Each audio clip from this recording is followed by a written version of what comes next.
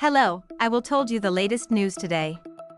In an instant, they were gone. Small town mourns after Tennessee explosives factory blast in Bucksnort, Tennessee.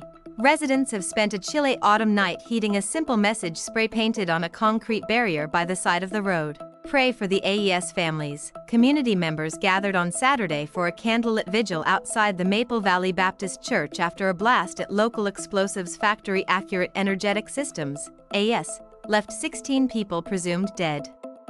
This community of Hickman and Humphreys counties is not huge, so that's a lot of people to lose in an instant, Deacon Danny Bates said to the approximately 40 attendees, who comforted each other and sang hymns such as "It Is Well With My Soul."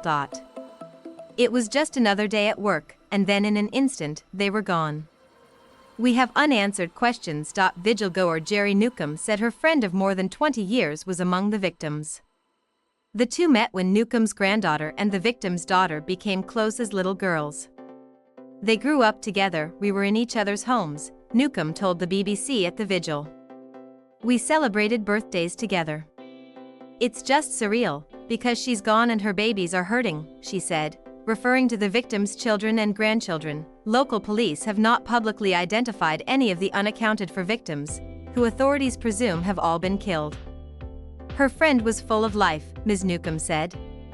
She was the type of person that could make you laugh over anything, but you didn't cross her either, or she would tear into you, Ms. Newcomb added amid tears and laughter, as her granddaughter comforted her.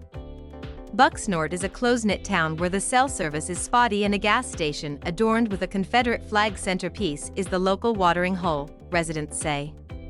This tragedy has hit the area hard as the community mourns family, friends, neighbors, and co-workers. The town had been holding out hope for good news after the explosion on Friday morning shook homes across the area, clouded the skies with smoke, and drew a surge of hundreds of state and national first responders to an otherwise sleepy community tucked behind forests along a busy motorway. But after nearly 2 days with no sign of survivors and the explosion site still considered dangerous for first responders, even the previously optimistic Humphreys County Sheriff Chris Davis said the time had come to switch to a recovery rather than rescue strategy.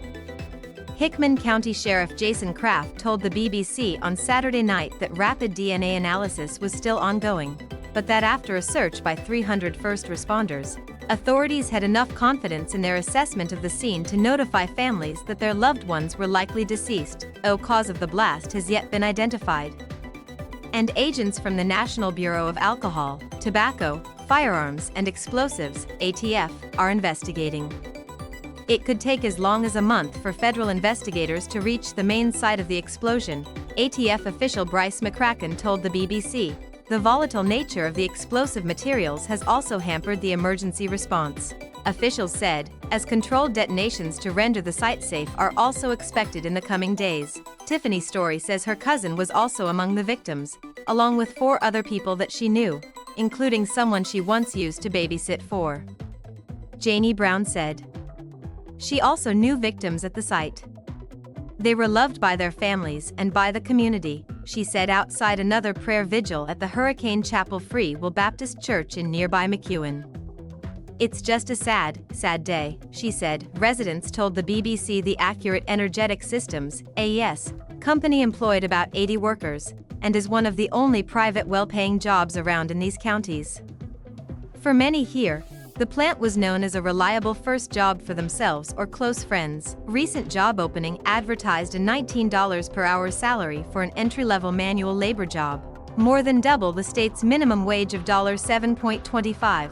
Actory has seen other difficulties, but none at such a scale as this. In 2014, an explosion at the company killed 1 person, and a 2019 workplace safety inspection led to relatively minor financial penalties, which the company settled, according to Online Records. Residents who spoke to the BBC had mostly positive feelings towards the company, and local police say they had no previous reports of unsafe working conditions.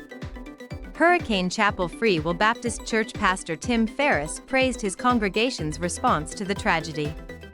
One thing about a small community is that when something like this happens, they rally around each other, and they come close to be the hands and the feet of Jesus, to administer to these people, to care for them, provide for them, and that's a wonderful thing, he said.